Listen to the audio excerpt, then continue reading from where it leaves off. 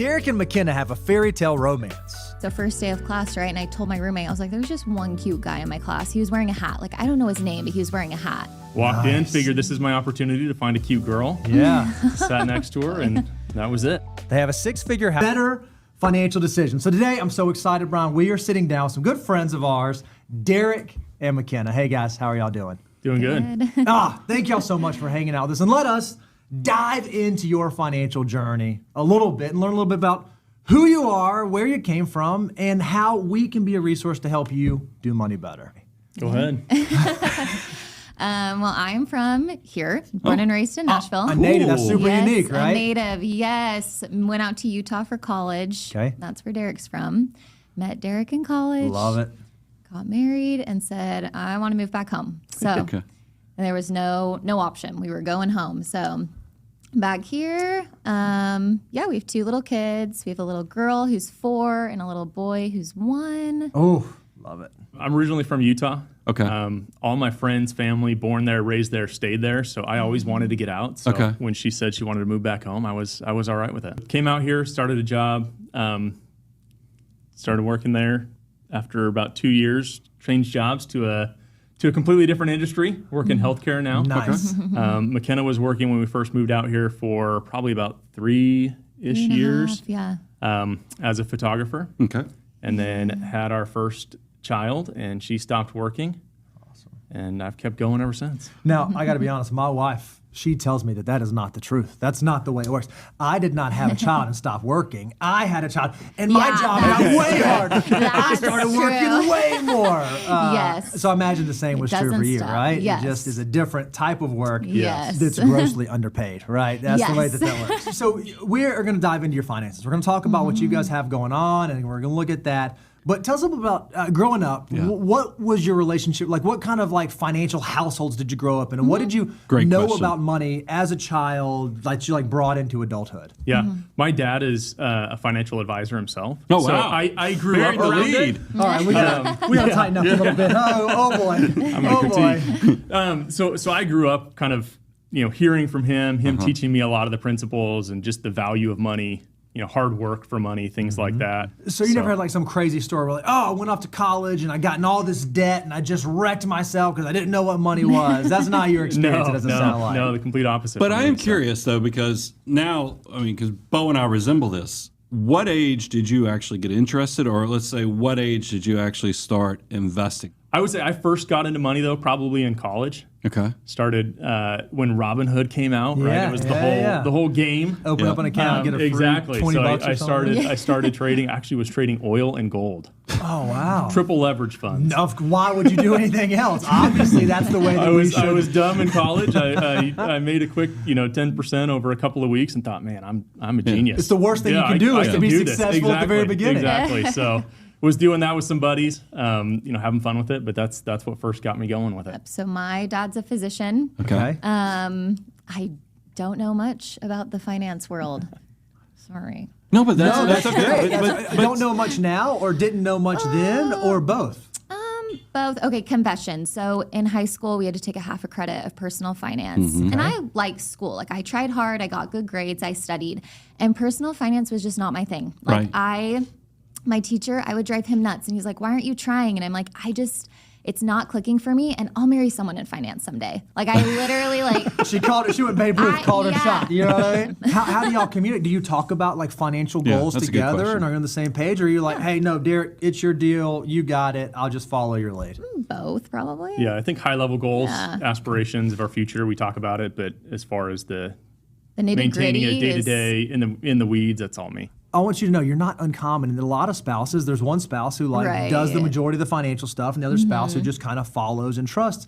But if you can use that as a tool to have those conversations, it's amazing how robust those conversations can be without like putting you to sleep, making it like a personal finance class, actually making it about, hey, what are our goals? What are we trying to achieve? What are the things that matter to us? Okay, great. Because we are aligned there, the decisions we make will then align with that. So it's a great tool to allow you guys to be able to do that. Should we explain how he did things? Yeah. Believe me, we're going Absolutely. I don't know what you're going to explain, so go for it. I do have my money that has always been like my money. Yeah. He Okay. doesn't like touch or really even know about. And is that like an investment account, a checking account? What is your money? Checking, right? Okay. Yep. Just a checking account. It's been my account since I was like 12. Okay. Like it's my little, I had a few $1,000s going into college. And when we got married, that was my like, if I wanted to go shopping, if I like wanted to spend like unnecessary money, like I just used my own little money like that I your had. pot. And I was pretty dang frugal with it. Like that lasted me a while. And then when I graduated college and I got a job, I did have like my job money go to that account Okay. as well. So I've just always had my own little money. So He's even now never- still, are y'all, so Yeah, like we you kind of still have have it. separate? Yeah. So walk us through, how do you, It's- as a yeah. household, how do y'all do like joint accounts, separate accounts? Well, What does that look and like? I do want to preface with, I think the main reason why I wanted to do things that way is I always knew I just wanted to be a mom. Like Okay. number one goal was to be a mom. Okay. And so I really wanted, like when I got my job after college, I was like, I want him to be able to have a job and be able to financially take care of us and not be dependent on my job, because someday I'm going to stop working and I'm going to be a mom. You still have your money I now, still even now do. today. Yeah, have, like it's you're still lasting me. Someday it's going to run out, and then we're going to have to reevaluate Then how we we'll do have the things. fight. Yeah, The fight will come. I will say one conversation when you asked that question that I remembered is we were actually in a Walmart parking lot. That's how well I remember it. And I remember I don't know what's saying, I coming. don't know why we were talking about it or how it got brought up, but I thought, I could live an incredible life off of $100,000. Sure. And McKenna goes, "No, we can't. She's like, you need to set your sights higher." And I think you can. Right. Right. But for us, for the lifestyle we want to live, for the lifestyle we have, I always want to make more than I have now. Sure. It's, Yeah, I it's, think it's that's- always been my That goals, is one but- thing that we do talk about quite a bit is I don't ever want there to be kind of a cap. I don't ever want there to be like this is our end goal of the money that he makes. And then we're settled. Like always set another goal. Always just kind of keep reaching higher and higher. I don't know. But So, yeah. so let's talk about those goals, right? So you guys clearly have some financial goal. What are the goals that you are working towards? Like when you talk as a couple, here's what we want money to do for us, whether it be today, 5, 10, or 30 years from now. What are your goals as a couple? And what are those things that you want to be working towards together? So I would say probably more shorter, 10, 15 years down the road. Definitely want to pay for our kids' college. Okay. That's a goal of ours, or help them out, I would say. Okay. I think help them out with paying for a car Okay. when they turn 16. Do y'all think that will be a conflict point down the road, or do you think it will be okay to do the used car where the child even has to put some money up on it, or is that going to be a fight? It'll be a fight, but I'll win. Let's make it. So you said your oldest child She's is 4. a little girl. She's 4. Yeah. All right, so let's like fast forward. we have some time. But she to figure turns this out. 16, and it's time for her to have her very first car. McKenna, what kind of car are we getting her? What are we going to get her? I'm totally fine with getting her a used car, few years old, but I want it to be safe and reliable. Okay. Doesn't need to be fancy at all. True, but I just am like a little 16-year-old, like being told, like, nope, you got to buy your own car. 12 years from now, that's going to be expensive. Like, there's no way. That's like... So you probably get her a used car, a couple of years old, reasonable, but you're going to pay for it. And you're going to say, hey, here's your car. Yeah. And I don't know how, like my parents, they bought a car and it was passed down from sibling to sibling. So I don't know if we'll do it that way and have all of the kids use it, or if we just buy it for one kid and then buy another car and then be like, this is your car. Like, now we're not going to help you. Like next time you need a car, it's on you, Okay. We've got an account that's already tagged as the car fund. Oh, I've seen it. okay. I saw it. All right. I mean, it's in there. We're going to talk more about that.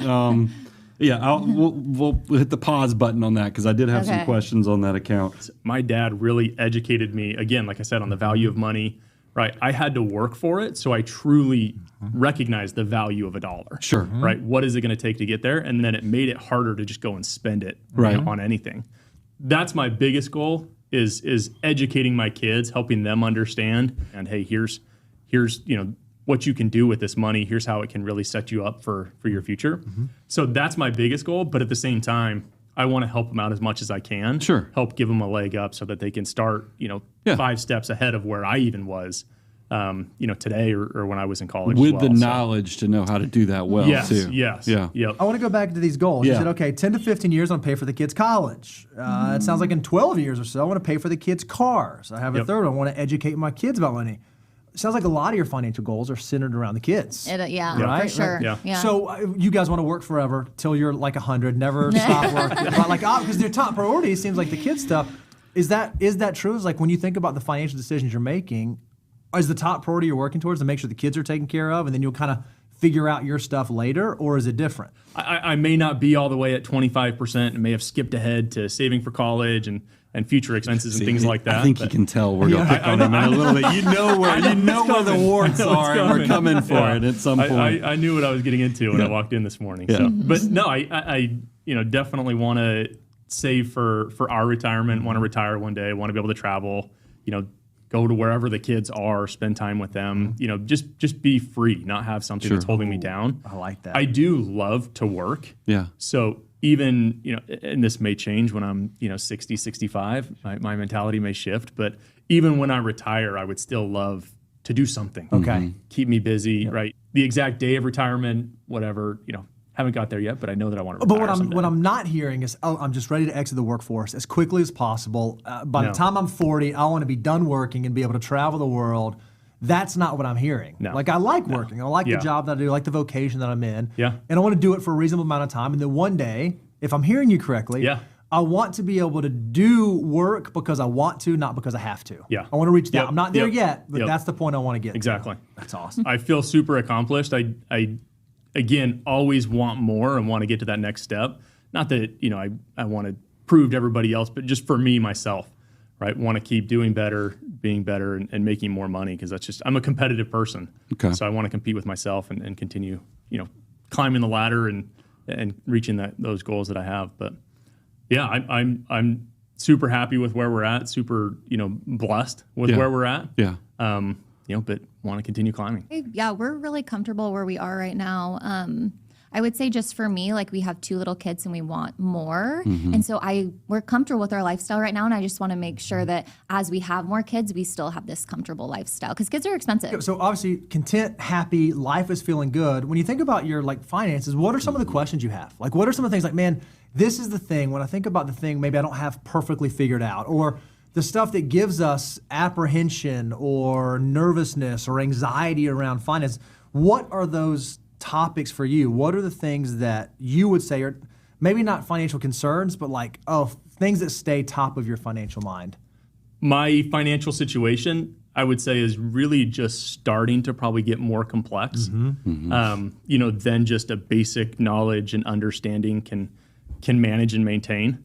Questioning how tax strategy, am I doing the right things? Am I making the right steps? Are there things that I can tweak and take advantage of, to improve my tax situation? Are there, with my investments, I've as I'm sure we'll talk about and we'll get there, just stayed very, very aggressive, right? And I think that's the stage of life that I'm in. But over the next 10, 15 years, that may change, and so that's something that I need to think through. Sure. I'll say one area that I know you guys are gonna pound me on is my insurance planning and my estate planning. No, we're going to talk about insurance. So, that's interesting. You have kids and all these other things. Those two, they're in there. I know I need to get it done, and for some reason, I just keep procrastinating and don't do it. But it kind of comes back to that question of how it feels to live, because I'm trying to figure out the margin you guys feel in everyday life. Like, because your income, by the way, you have a good base salary, but you also have some bonuses. You have some, restricted stock options. Restricted stock units and other things that pay out from your company. So that stuff comes in lump sums, whereas you're on a base salary. I'm trying to figure out, when I pick on you about savings rates and other things, how much margin do you guys feel like you have every month? Or is it, because y'all, based upon your answers you just get, things are good. Like, at the end of the month, money's left over and things are building up in the background? Yeah.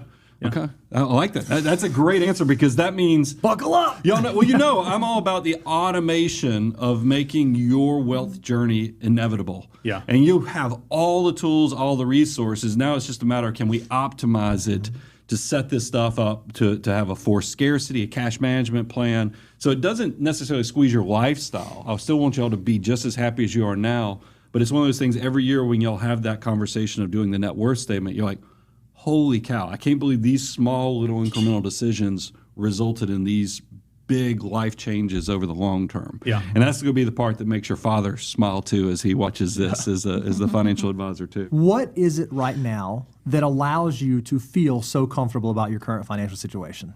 I know that we're putting money away every month. Like I know that we're not living paycheck to paycheck. And so that makes me really comfortable.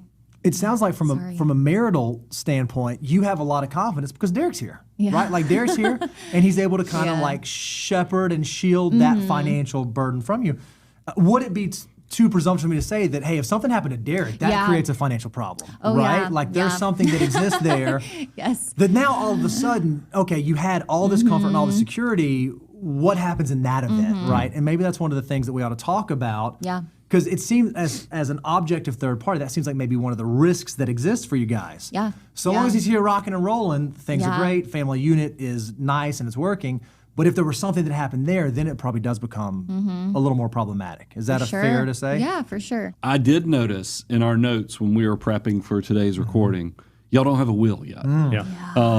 What's the apprehension? Why hasn't that happened? Because it's not like this is the scary first to talk child. about. I know Right? it is. But what makes it scary? What makes it scary for you I don't guys? want to think about dying and leaving them. Yeah. That's scary. But it's so much easier to But- have it in your 20s, though, for that Yeah. discussion. Yeah, in Yeah. 30s. I mean, versus you get It's to my very age and true. you're like, holy cow, we might be already over the halfway point. Do you guys, you hop in a car, get hit by a car. Oh my and gosh. That's the end of it. No. Let me ask you a question. Have you guys had the conversation around who's going to take care of our kids? Yeah. We have a little bit. Have yeah. we? Yeah. We just recently did. Well, my parents would definitely be right. And it gets tricky too with like age and stuff. I'm the oldest, so my parents are younger. His parents are a little bit older, plus they live out of state. It makes definitely the most sense for my parents to take the kids. They live 30 minutes down the street from us. They're younger. But then obviously that'll change as they get older, you know? Yeah, I think having the conversation, once we get past the fear and the anxiety of, I don't want to think about that. Right. I think we'd be on the same page and it would be Yeah. a very easy conversation. But I think what's interesting is been- you guys, just even right there in that interaction that you had, you said, oh, yeah, it's clear. And he goes, who? Yeah. Like, so But I'm surprised. Just wanted to make sure. As difficult as it is for even you guys to have that conversation and for you guys to even make sure that you're on the same page, you have to imagine for a moment how much more difficult would that be if something happened, you guys. And then not only do your parents become part of the conversation, but then so too do your parents. And the so do state. your siblings. And then the state has something to say about it. As hard as that decision is to have while you guys are still on this earth, it becomes exponentially more difficult to have if you're not here to speak on behalf of what your wishes are. Because then you leave the family guessing, well, I think my parents are going to be, well, my parents are older. And then your sibling says, well, no, it should be us because the cousin. And from a risk management standpoint, I got to believe above the finances and financial independence and above everything else in your life going on, your kids are probably your top priority. So when you think Obviously, we heard it on the list. Right? Yeah. It really was. like when you think about the thing that you want to protect and the thing you want to make sure is covered, it's probably that. And while you guys are here, you feel confident we can provide and take care of our kids. But part of the responsibility we have as parents is, if we're not here, who's going to be that person? And is the same person who's going to take care of the kids also going to be the person who's going to take care of the money to make sure that the kids are taken care of and provide? Those are really, really hard conversations to have. But dare I say, for young parents who are square in the messy middle, which is exactly where you guys are, they're probably the most important conversations to have, even more so than like savings rate and investment structure. And like those are the ones that matter because those are the most unknown unknowns. You hope that it never happens and it's never something you have to deal with and it's a non-issue. But if ever were an issue, you'd want to make sure you solve that. And realistically, it's a difficult conversation, but an easy problem to solve. You sit down and you meet with an estate attorney or you guys work together to figure out, okay, this is who we want to take care of the kids and this is how we want the money and this is what we want. This is our vision for their life. I think in terms of like prioritizing stuff that you ought to walk away from here with, that's a big one. Do we have wills and estate documents in place to explain what our wishes are? And look, the reality is you guys are so far away from this actually being the real concern. It's more of just a risk mitigation. That's right. It's more of a thought exercise at this age. But I will tell you, doing it early and kind of the peace of mind that comes from that. And then also you're going to one day you'll wake up and you'll be my age, and you are at that point where you'll still know this exercise was valuable because there's a plan that's already got the intention. It lets your emotions, let your desires be recorded versus your loved ones. Because I think y'all would struggle with the abundance of too many loved ones, too many cooks in the kitchen, trying to figure out how they love on this situation, and it creates chaos. But we're going to talk about life insurance. And here's the good news. Let's talk about it right now. This is a great time to talk about We don't sell life insurance. You know, we're fee-only fiduciary advisors, but it is one of those things because I imagine, because you've already said it, Derek. You said, I know you guys are going to pick on me. Tell everybody how much life insurance you have currently, and then tell us what's the apprehension on where it's at. Because I loved hearing McKenna share how comfortable and confident she is in you, but then to hear kind of the life insurance part, there's a little bit of a disconnect. Yeah, no, definitely. Right now I think through my work, I get for free like 2 times my salary. Okay. I will say before I did increase that, I think to maybe $1 million. Okay. But probably 2 years ago or so, our company got bought out, changed the whole plan and everything. And ever since then, I didn't carry it over, didn't renew it, didn't do any of that. So honestly, I would say probably the apprehension or the reason I haven't done it is just, lack of doing it. Is there fear of expense? Is there fear of health or any of that stuff? No, it's just it's just busy procrastinating. Life. It's appropriate to say not doing it. It's an important financial thing that fell on the back burner, and it was easy for it to fall on the back burner. Yeah. So again, I want to make this real, and I hate to make it so real, but I'll make it real.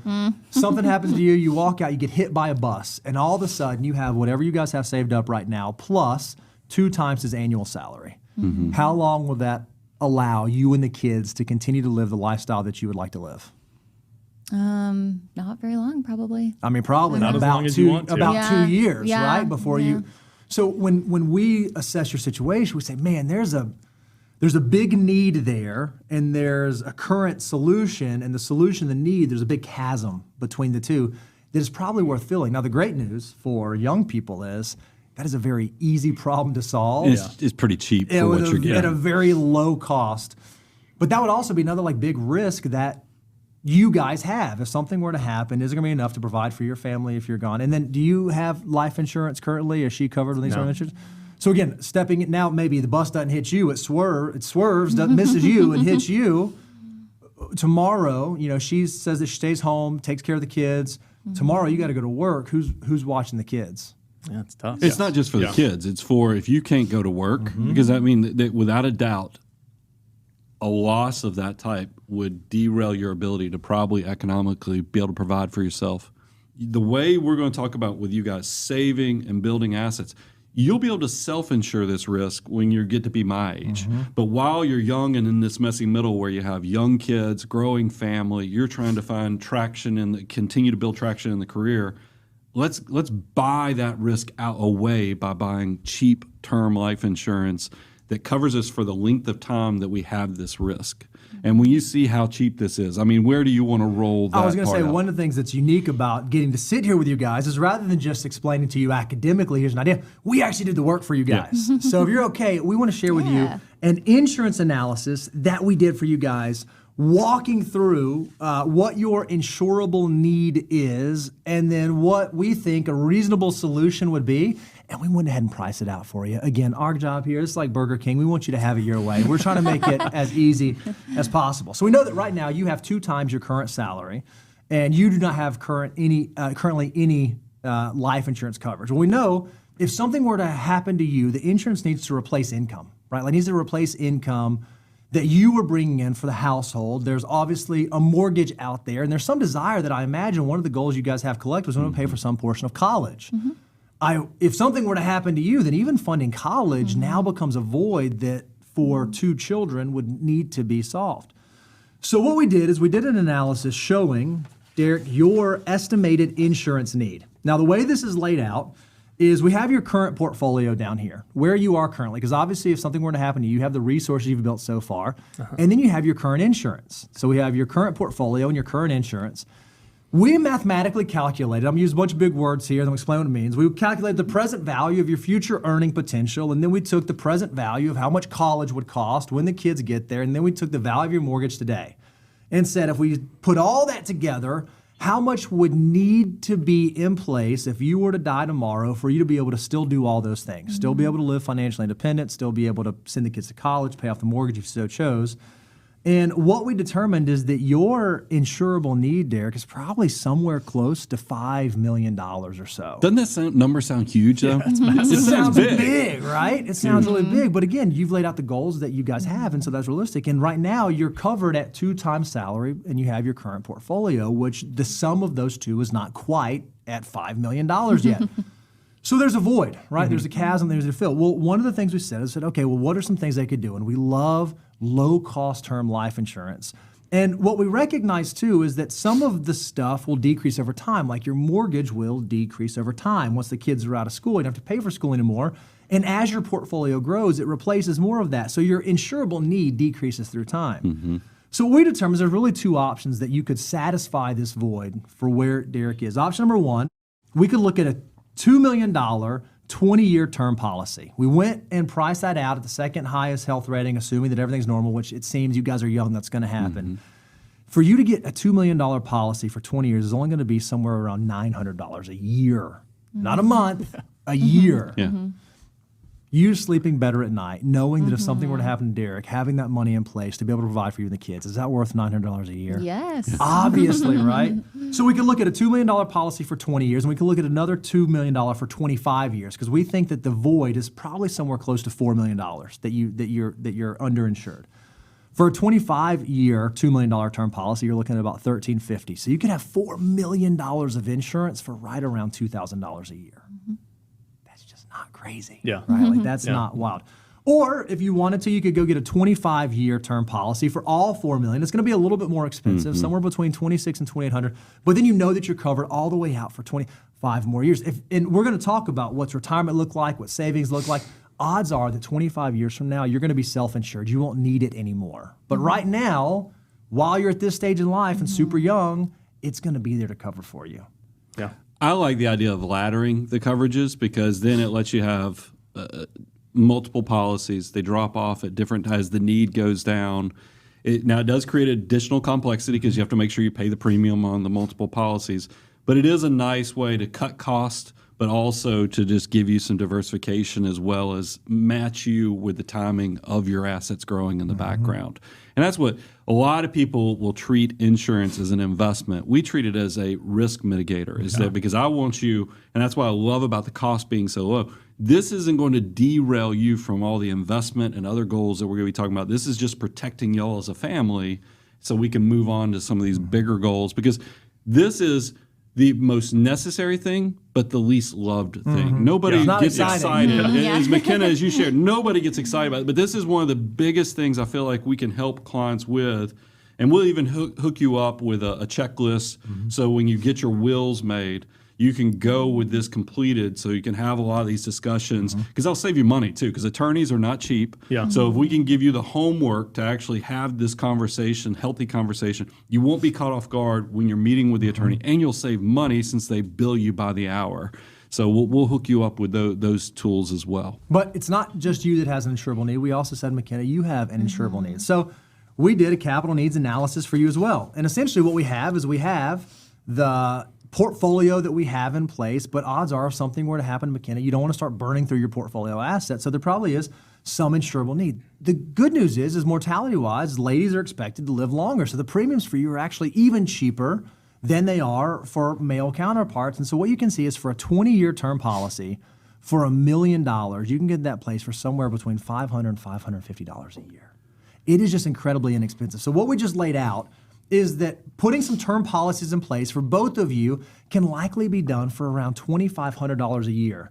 And you can literally check that box and not have to worry about that one anymore. So if I'm giving you more homework items, one of the things I would think about is, hey, should we, and this is not specific recommendation, this is just general advice for you to think about, should we go look at getting some term policies in place, maybe $4 million for Derek, maybe $1 million for McKenna, and then we can say, hey, we have checked our life insurance need, our kids are gonna be provided for, now we can focus on the fun stuff. Now we can get to talking about what kind of car are we going to buy this 16-year-old little girl when she gets there? That is not where I wanted you to go with it. That might be where they want to go with it. That's not where I wanted to go with it. Awesome. All right, Brian. So we've talked about some of the risk management. We've talked about some of that. Let's talk now about the fun stuff, because insurance is something that people spend money on they never want to use. Hopefully you never actually get to utilize your life insurance. That means you wasted that money for 25 years. Good. It means you didn't die. That's a win in our opinion. Yeah. Now let's talk about the fun stuff, saving.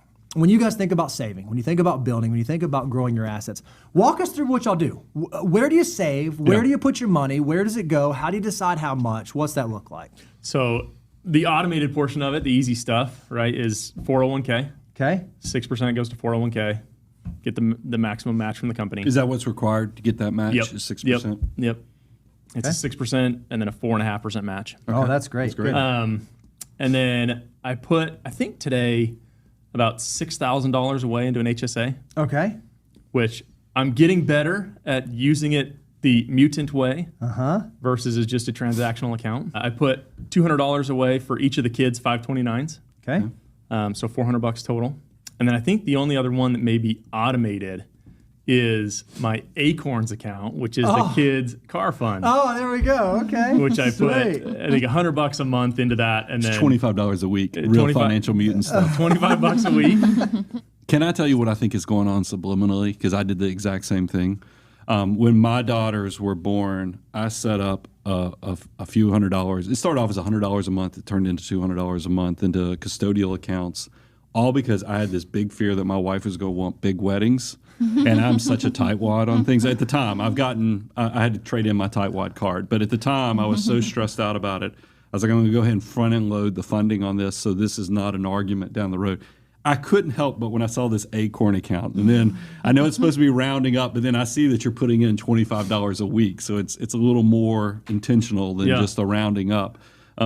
Is this because you were trying to cut a future discussion point, corner 100%. off of it? Yeah. Okay. You said cars. It's for the cars. That's why it cracked me up, because I could if see it grows big enough, we can use it for other things. But that's the car fund. Okay, so it's kind of romantic in some ways that he's going ahead and trying to make sure that he cuts the corner off so y'all don't have a fight in 14 to 15 There we years. go. Right. So whenever I hear this stuff, I'm thinking through, okay, financial order of operations. I'm hearing parts and pieces of where you are in the 9-step tried and true process. And so based on the way you're saving, I'm going to assume that means you got a fully funded emergency fund. Like when you guys talk about how much money do you have sitting in cash right now, true blue emergency fund sitting there? That I would say is truly tagged as an emergency fund. We have about 25 grand. Okay, 25 grand. So as a single income household earner with young kids who's a high income earner, I know that the rule of thumb for you guys is going to be about 6 months of expenses inside of emergency fund. So when I take $25,000 sitting in an emergency fund and I divide it by 6, that means that you guys only spend about $4,100 a month. That didn't even cover Is that it. right? No. Oh, that's not. Wait, that's not right. Okay, so walk us through $25,000, but you know that's probably not enough to cover the emergency fund. Where's the thought process there? So $25,000 is in a high yield savings account. Okay. And again, that's why I say that's tagged 100% as emergency fund. But I've got a brokerage account. I've got additional cash sitting in that brokerage account as well. Okay. Money invested that I Hold know on, you that said I can additional get to. cash sitting there, money invested. Which one So is it? I've got both. Okay. I've got both. I've probably got another 25 sitting in cash in that account. Oh, okay. But what's that make? what's it for? It's if the market goes down and there's a good opportunity, I can invest. If I need to take it out for an emergency, it's there as well. Okay, so Derek, this poses a problem. Let me take you through a real life scenario. I want to rewind. It's 2008, and the Great Recession hits. You know what happened to stocks? They just started cratering. So a financial mutant like yourself says, "Holy cow, I got to take advantage of this. I got to jump in. There's low stocks. I'm going to go in here and buy." Well, 2008 fell a long way, so you just figured this out about halfway through the year. You bought, market kept going down. Well, then all of a sudden the economy gets really painful. It hits the skids. And now there's a shift in the healthcare sector. And all of a sudden there's a huge reduction in force. Rains and pours. Where they say, hey, market's going bad, stock prices getting hammered. We're going to have to lay some people off. And unfortunately, your number is one of the ones they call, and now you're out of work. So now that money that was sitting there that was going to be opportunistic when stocks fell, you used it for that purpose, and then the worst case scenario happens, an emergency happens, you don't have any income coming in. Yeah. you got a problem. Well, right? and I you got think, a problem. By the way, this is a financial mutant risk that I see I fell into this. I've detailed it a lot when we've done content, is that financial mutants can't stand cash. Is because you feel like everything should be working for you. But the reality is, and I got humbled on this, and anybody who's heard my story, I got so humbled on it that I was literally praying, get me through this and I'll never do it again. And I've tried to pay it forward by telling everybody, don't fall into the access to cash trap that I fell into, is that Bo is exactly right. When it rains, it pours. I know in the Great Recession, he was probably thinking of me as he was sharing that, is because I had a home equity line with over $100,000 of access, literally a debit card, a checkbook, and everything that they gave me. I did not keep my cash as high as it was. And for me, it was my revenue at the firm went down 40%. When I say revenue of the firm, that means my pay went down too, because I'm the one that it's all feeding down to my family. But I don't get to give pay cuts to employees or anybody else.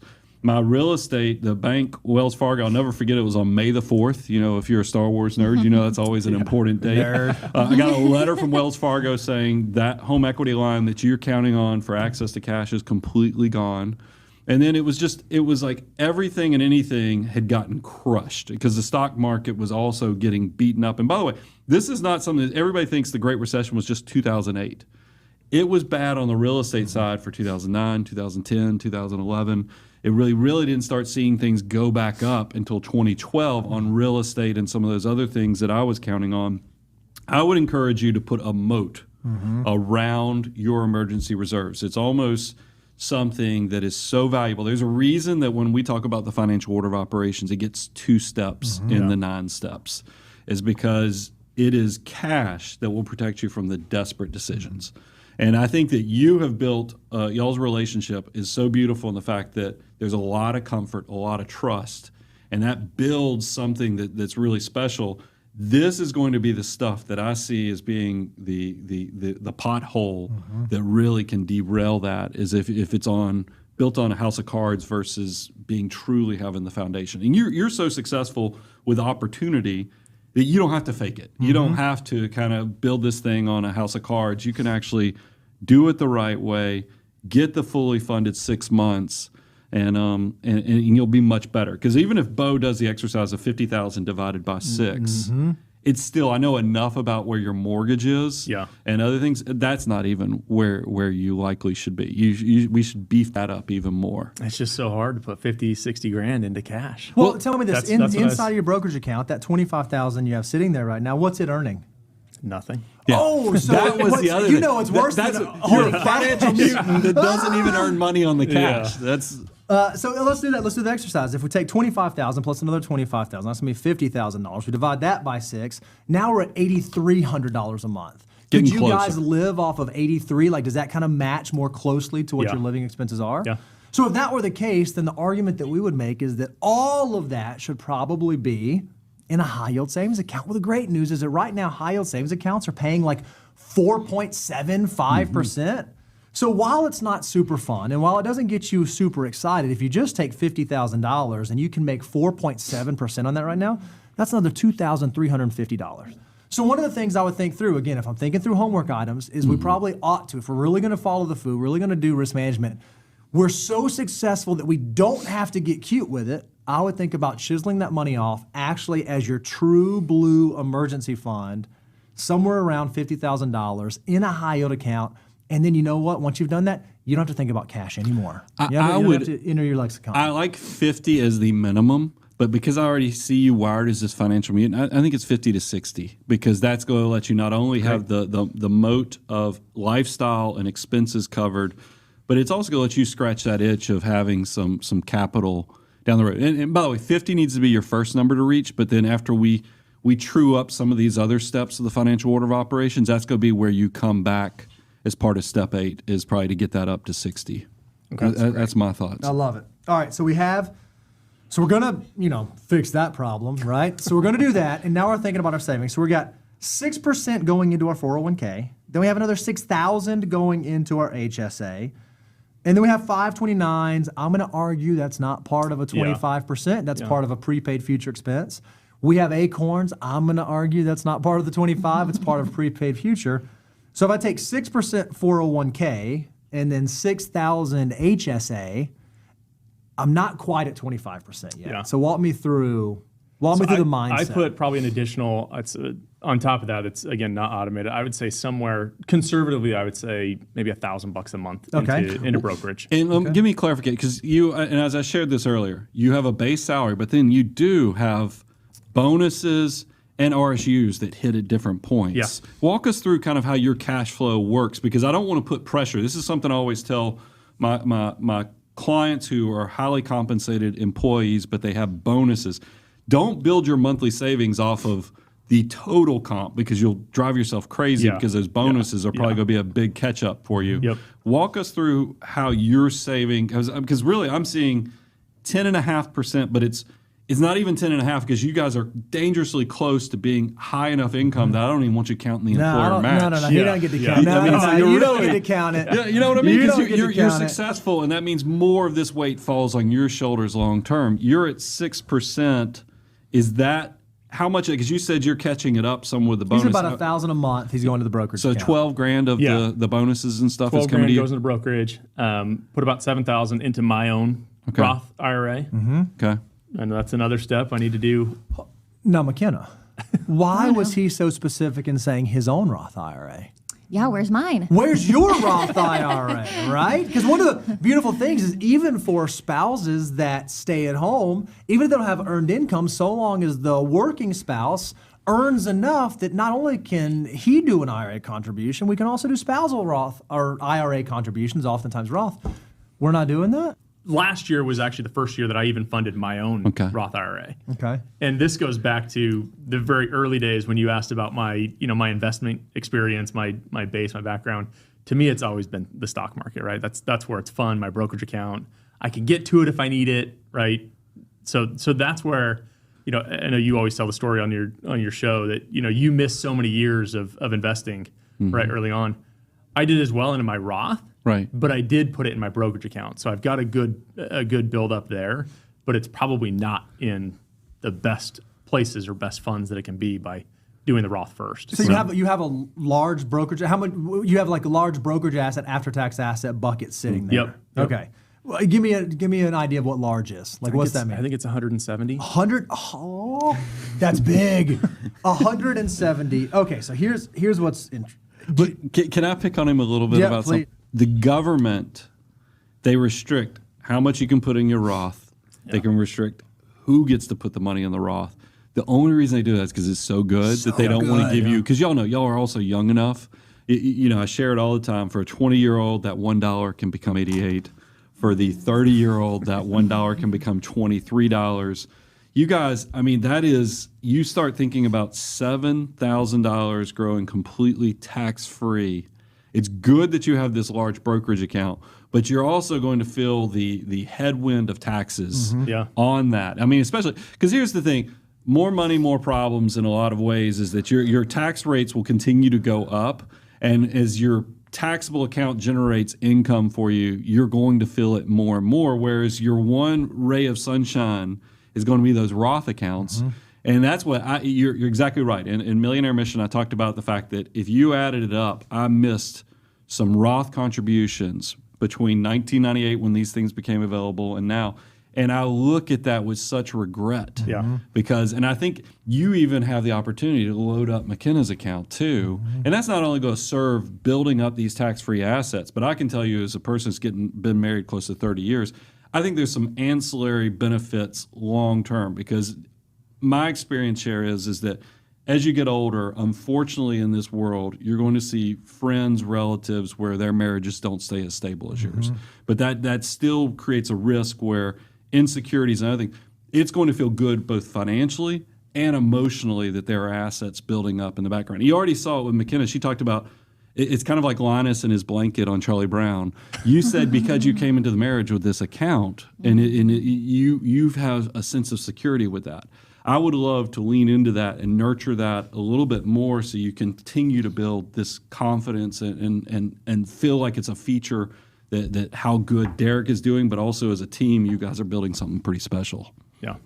So, all right, we're going to give you some grace. You haven't done this before. That's where the grace ends, because here's what I just learned. You got $170,000 in a brokerage. we're going to immediately just take 25 out of that to put in that emergency fund. You already said that. So I'm assuming we got to go 170 minus 25. I don't do public math. What's that equal? Like 145? Unfortunately, I have this, prehistoric calculator. So if I've got here. 145,000 sitting in a brokerage, and I just take $7,000 out of it, and I put it in a Roth, or I take $14,000, I put it in 2 Roths, I still have a huge brokerage account. It still exists there. So I'm going to argue, even if you can't fund it out of cash flow, which we're going to talk about in a second, I think you can. Realistically, you should never have an excuse ever again for not funding your Roth. Now, because you have the brokerage account, you got the bank sitting there, and you can just move money over if you need to, if you can't save. And at 30, early 30s, late 20s, right, at that age, every dollar that you can save is going to be insane in terms of what it comes into. You know what's the only thing better than little dollars turning into insane big dollars? Little dollars turning to insane tax-free big dollars, because that's what the Roth can do for you. Sometimes it's better to be lucky than good. And I'm going to tell you, you're falling in the camp. I think you fall in the lucky camp, and the fact that your income is getting dangerously close to where you might make too much money to do the Roth as a couple. Yeah. So that opens up, because you just answered that question so well with Bo, that you don't have rollover IRAs, you don't have SEP IRAs. You're going to qualify for when you do a backdoor Roth, which is basically conversions of traditional IRA contributions into Roth IRAs. So I think it's okay that you're building up in the brokerage account, or we'll talk about how we're going to build that up, and then funding those backdoor Roth accounts for both of you. It's actually going to lend itself to work off the structure you've already created. So it's, like I said, it's better to be lucky than good, and I think that that's going to work out very well for you guys, and we'll put that on the homework list too. So I don't know if you've noticed that we've been kind of accidentally, it's not an accident, we're professionals here, going through the financial order of operations. We talked about emergency fund, we talked about step 4, now we're in step 5, we're talking about Roth IRAs. I do want to just pause for a moment. The only account that I think, my opinion, hot take, is better than a Roth IRA? Health savings account. And the only reason is because it works like a Roth IRA, except for you also get a tax benefit on the front end. You said that you're putting $6,000 a year into your HSA starting this year. That's not the Family Max. Family Max is something over it's $8,300, right? But the employer is putting in $2,000. You said $1,000. $1,000. Okay. So that means you're at $6,000. You could be doing $7,300 because you got to include the employer match. That's another $1,300 that could be going in. That not only could you get a tax deduction on the front end. So you guys are probably, what do we decide? They're in the 22%. Where do we decide their tax bracket? I thought it was around the 24%. 24% tax bracket.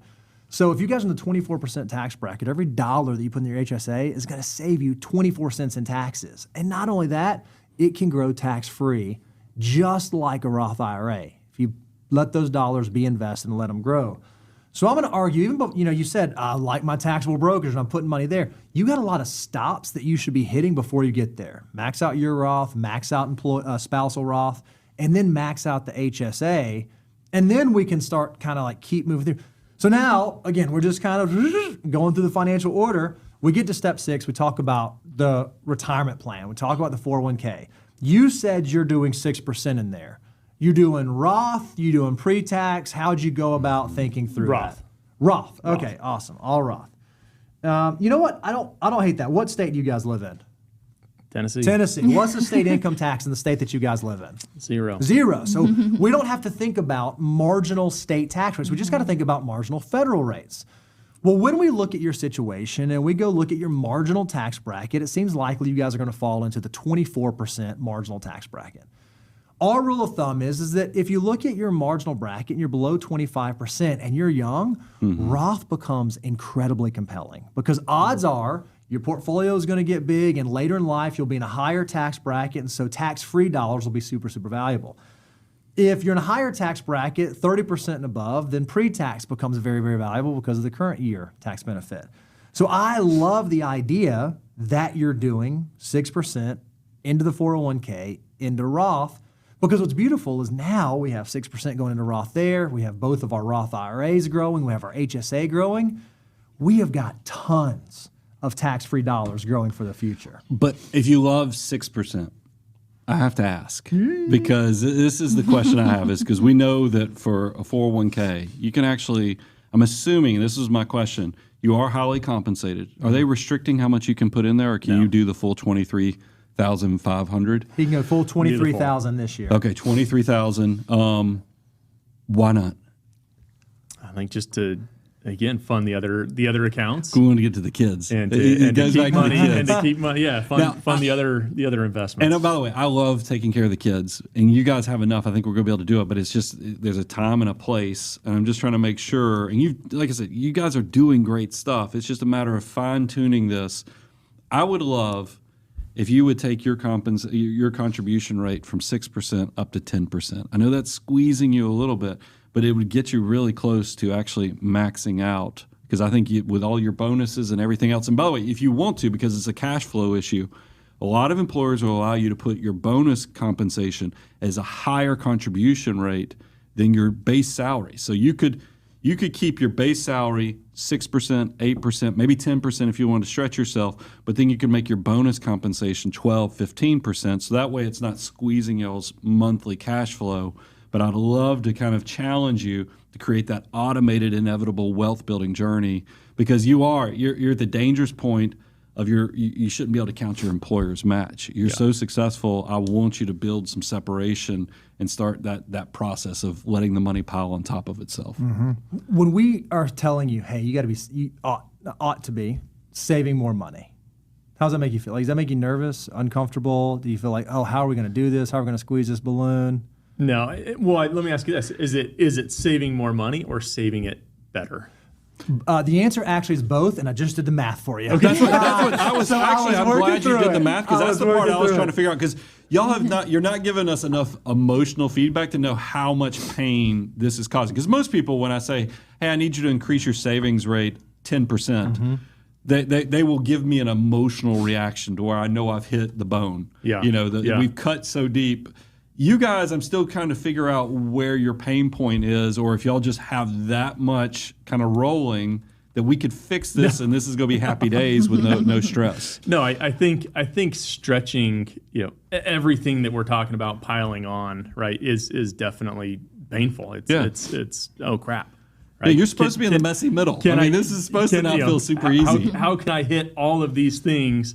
And, like you said, I know you're going there, right? Following the order of operations is that kids. That's there's some of these goals to us that have been such a big, important goal that, we have skipped over some of, completely checking the box on 1, 2, 3, 4, 5, right? Getting all the way up. So I would say it's definitely painful. I'll say as well, I came in here thinking I'm doing really good. I'm really smart. Right. and a little bit different. And we don't. You are doing really good. You are really smart. Those are objectively true. Those are true statements. Could you be doing more, and could you be doing better? Yes. Yeah. I went ahead and did the math because, hey, we're sitting here. Why not do the math? To give you some context, you're about $20,000 short in your savings, right? So if you're thinking about how painful does it need to be, the answer is about $20,000. I figured out what I estimate you're currently saving based on the numbers I know versus what we think you ought to be saving. So that in your mind should be, okay, that's where our shortfall is. So then when I think about the financial order of operations, how should I be attacking this? What I want you guys to think through, and maybe you even jot these numbers down. Okay, going through step 5, $7,000 to my Roth, $7,000 to my spousal Roth, $7,300 into my HSA. My employer is also going to put $1,000 on top of that. Then I'm going to max out my 401k. I'm going to do another $23,000 into my 401k. What's great is even above and beyond that, at the income level that you're at, you're still going to be able to save money into your taxable account. You're still going to be able to have, and you could stay around that $1,000 a month going into the taxable account. And if you can do all of those things, you're going to be able to check that 25% mark. You're going to be able to hit that. Right now, you're not exactly doing that. You're doing about $12,000 into the taxable. You're doing, somewhere around that number into your 401k. You're only doing a single Roth, and you're almost putting them on the HSA. So it's about a $20,000 shortfall to be able to be doing 25%. So I'm just thinking about if I were sitting in their situation, why am I doing? Why? We're doing great. We feel comfortable. Life feels awesome. Again, we had the ability to do this. So we wanted to take it a step further, and we think that when it comes to really setting financial goals, but making financial goals feel real, we want to begin with the end in mind. Yeah. What are we working towards? Why are we doing this? You guys kind of told us what you thought retirement might look like in terms of your spending. If we could just maintain the standard of living that we have right now, what would that look like? How do we know we're doing the stuff that we should be doing? And you told us, hey, based on where we are now, this is what we would like to have to be able to live the life that we want to live on our terms. And so again, using our fancy dancy financial math, we figured out what the need would be for you guys to be able to retire right now, and we did a retirement analysis for you. And what we know is that right now, if you were to retire today to live the life that you want to live and be able to fund all the things that you want to be able to do, you guys need about $5 million today. You're not there yet. No. But we know that present value of that is $5 million. Okay, well, what does the equivalent of that look like at age 65, at like a normal retirement date? What is your number? Spoiler, we used our tool to do this. You've heard us talk about the Know Your Number course. This is exactly what it does. We know that the number you guys are working towards is about $8.1 million. So you think about where you are today, the number that you need to get to, your number that we've defined based on the information given us, is about $8 million. So we said, okay, great. We know where we are. We got plenty of time. Surely we're going to be on track to hit that. Here's what we uncovered. Even though you guys are comfortable, even though you guys are doing great things and doing the things that you're supposed to be doing, when we look at what we project out and we make a reasonable rate of return assumption and we make reasonable inflation assumptions here, you guys are on track by 65 to hit about $6.5 million. We determined that you need 8.1 and you're on track for 6.4. Give me some feedback. Right? Like so, but it's not really an it should be like a, aha. Yeah, like yeah. If you guys were 61 years old and we were having this conversation, it's much harder. It's much right now at your ages, it shouldn't be it should be right? It's that Same letters, different degree emphasis. shift of change versus, oh my gosh, we have to do apple cart turnover. That's what I love because there's so much time here. It's so much time that even 6.4 million, it's hard to even put your mind around what that means from purchasing power because of inflation and everything else. But I can tell you the spread between 8.1 and 6.4 is small incremental changes. That's an awesome thing. You know, that's why I know it seems like we're throwing a ton at you in this time that we get together. But this is a success story waiting to happen. It really is. And that's what gets me excited is because these are small decisions that I think you guys, and that's what part I look forward to, and I love when we get to work with clients, is that every year when we get to have those update meetings, I get to see the after. It's like a home improvement show. You know, we get to see the chaos that you have, and then we get to see 12 months later, what did we check the box on? What was fixed? What are the new projects we're going to do?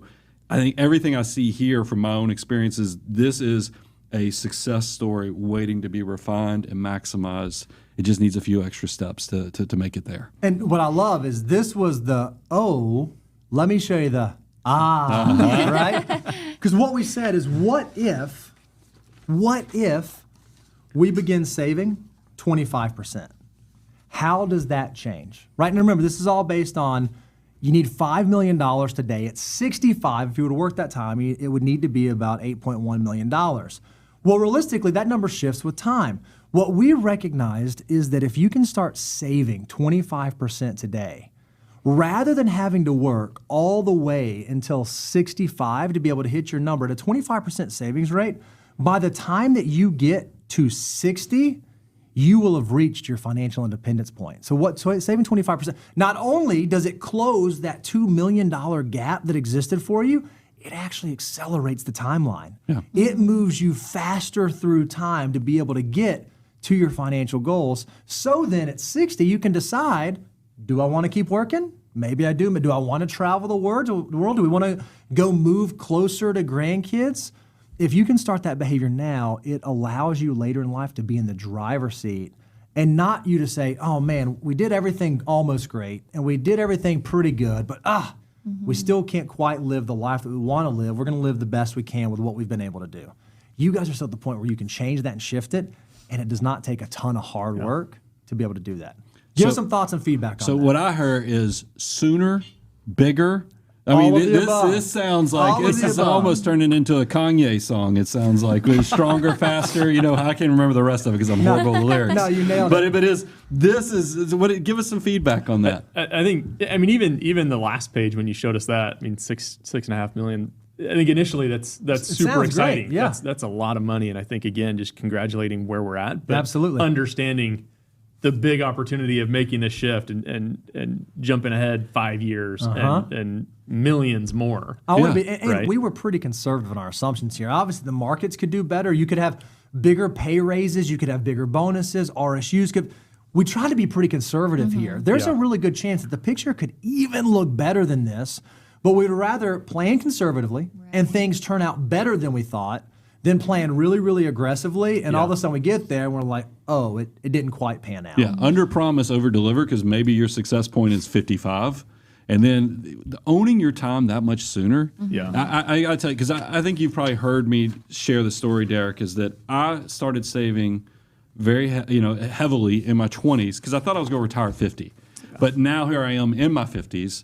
And I couldn't imagine retiring, but I'm still so thankful of those sacrifices and that discipline back in those days because now I own my time and get to do things on my term. And that's what we talk about independence. I think most people aspire to do what they want, when they want, and how they want, but they don't actually take the steps, those small decisions to actually create it.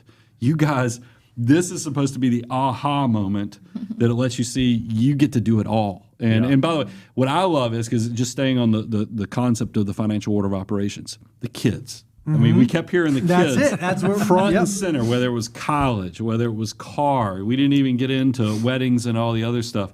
What I love is everything we just shared with you. I think you have the opportunity. You don't even have to shut off your $200 a month for the kids because what you already have coming in just needs to be restructured. You kind of asked that question earlier.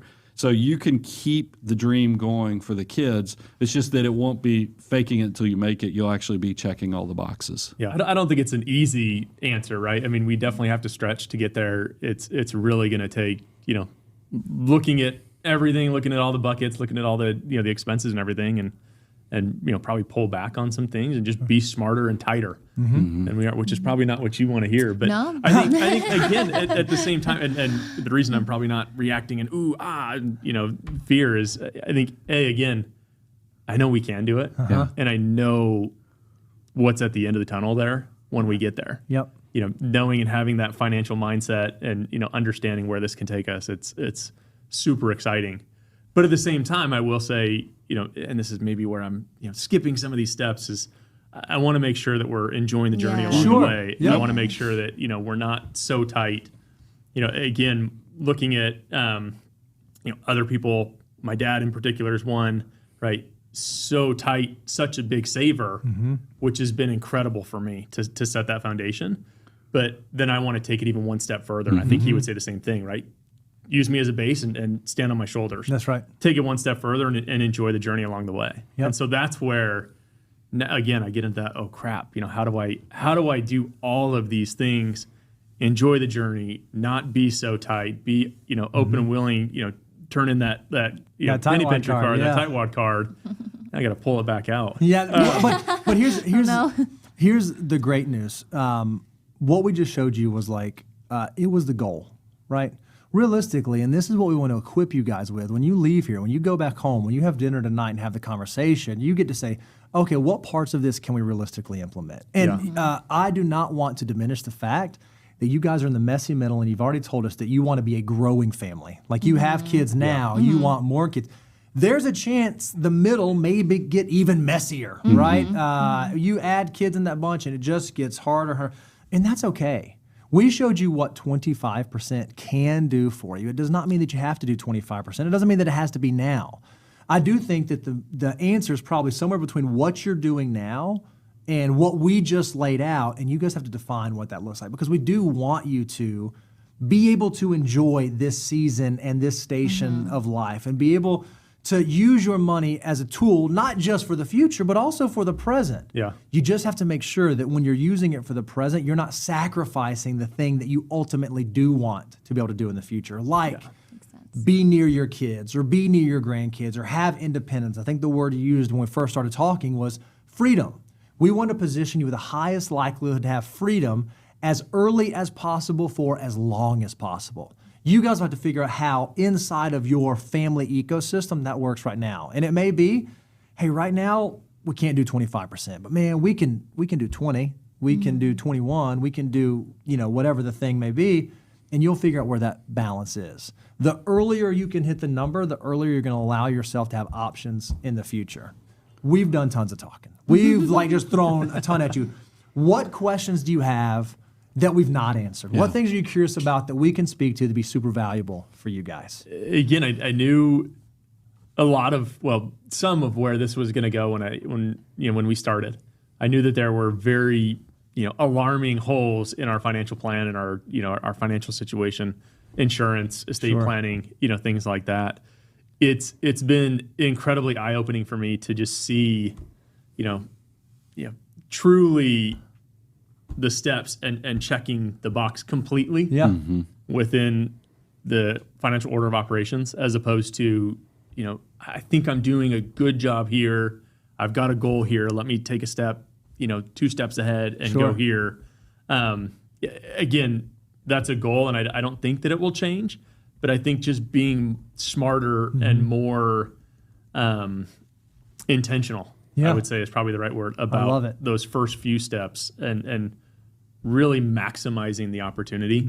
So how about your feeling? Do you feel optimistic? Do you feel overwhelmed? I mean, give us a feel for how you feel on some of these things we shared with you guys. Probably, for me, more optimistic, but a little bit of both. Again, I came in here thinking, I've got this down. I'm doing really good. But knowing that there was opportunity, I didn't think I was the smartest guy in the room, right? I knew that coming in, but just seeing, how much more opportunity there is. And like you've said, we've got the means or pretty close to the means to be able to do it. Sure, it's going to take some stretching and maybe some reprioritizing and everything, but extremely optimistic to know that, we're doing really good. We're on a really good track today, but we could be better and truly so much better. Yeah. By just again being more intentional with those first few steps. I still am. 100% will do it. I don't like the fact of having 50,000, 60,000 in cash. Come on. I will do it. Come on. I hate the idea of having that. I wish I could take a portion of my dread and regret from living that and give you just an ounce of it. Is because I think that, and it also would challenge you. This is just the experience share. I think about the things that cause me stress as a financial mutant, and I think about the hassle factor and the materiality of it. And I realized that my concern about what I was losing on that cash, because maybe if you really boiled it down to how much, because you agree that you need 25 to 40,000 easily. It's probably more. That extra 20 that's giving you the pause. If you look at the opportunity cost on that 20, it does not, what it could grow to, does not overcome the risk that is. And that's the part I would love to share. But I think I get it. I've walked those shoes. I've experienced it. It's just the trust my wisdom of the failure I've made so you don't have to fall into that same trap. Like I said, I 100% trust you. I understand it. It's the mindset shift. I know. I get it. What I completely understand it. I get it. Yeah. Versus just in a high yield savings. But hopefully, if you do all the things that you're supposed to do the way you're supposed to do it, that will become a rounding error in the future. Yeah. That 50,000 that sat over there and you had the opportunity cost loss of it won't even matter. Certainly in the context of 8.1 or 7.6 million, that 50,000 will not have changed your trajectory. Whereas if you had an emergency, it very well could have. Yeah. Any big ahas for you or takeaways? How are you feeling, McKenna? I'm feeling good. I would encourage, I think this is going to be, and this has been a great communication tool for my wife and I, is as y'all are doing those annual net worth statements, and by the way, it can turn into romantic stuff, and I've shared this on other content, is that I like down the road after you've checked all the boxes and things are starting to line up, you can start putting together a 5-year travel goal schedule or other things that y'all want to do as a family and as a couple. That stuff does get romantic because that's kind of fulfilling to know that you're doing these things together, you're accomplishing goals. And by the way, this was just the tip of the iceberg. You had asked us pre-planning, you'd sent some emails and stuff. We didn't even get to talk to you about tax location. We didn't get to talk to you about asset allocation. It is one of those things, Derek, where I think that it's not worth us covering that necessarily today, because as long as you get those emergency reserves where they're, even though you are very aggressive on the index funds and even some of the individual stocks, the counterbalance that those emergency reserves that you're kind of dreading will allow you to be okay, that you might be a little more aggressive. And over time, that will get adjusted as you're building up these assets too. Got it. So guys, you are financial mutants. Congratulations. But even financial mutants have areas to improve upon. What I've been doing this whole time is I've just been putting together some homework items. I'm going to list them out to you. We'll make sure you have a copy of this so that when you guys go home, you have some stuff that you can talk about and work on. Here they were. One, work on a net worth statement together and have a conversation so that way you're both on the same page. You have to get wills done. You have to get your estate documents done. You have to get that in place. You need to revisit your life insurance to determine, do we have enough? Your cash reserves could use some work. Our recommendation is somewhere around $50,000 to $60,000, truly chiseled off as a cash reserve. You should consider funding both of your Roth IRAs every single year, whether it comes from cash flow or you shift money from your taxable account. HSA, you're leaving tax dollars on the table by not maxing that out at the full family max. We would love to see you max out your Roth 401k. Instead of just doing the 6%, consider going all the way up to the $23,000. You guys should have a realistic conversation around goal priority. Hey, when we came in here, it was kids, kids, kids, kids, kids. That's okay. Should it be us, kids, kids, kids, kids, kids? Yeah. How are we going to navigate that together? And then you can use that money that you get back to schedule this date night to go have all these wonderful marital conversations. Awesome. Derek McKenna, thank you for sharing your financial life so we can all be better. And I would thank you, the audience. Thank you for tuning in to Making a Millionaire. Make sure you like this video and subscribe. And if you want to be a guest on Making a Millionaire, go to moneyguy.com/apply. And while you're there, check out moneyguy.com/resources to start building your more beautiful tomorrow. And what I love is that we get to share that there's a better way to do money. I'm your host, Brian Preston, Mr. Bo Hansen. Money Guy team out. Making a Millionaire is hosted by Brian Preston and Bo Hansen. Brian and Bo are partners at Abound Wealth Management. Abound Wealth Management is a registered investment advisory firm regulated by the Securities and Exchange Commission in accordance and compliance with the securities laws and regulations. Abound Wealth Management does not render or offer to render personalized investment or tax advice through Making a Millionaire. The information provided is for informational purposes only, may not be suitable for all investors, and does not constitute financial, tax, investment, or legal advice. All investments involve a degree of risk, including the risk of loss. The guests featured on Making a Millionaire are not clients of Abound Wealth Management at the time of recording. Their participation should not be considered a testimonial or endorsement of Abound Wealth Management.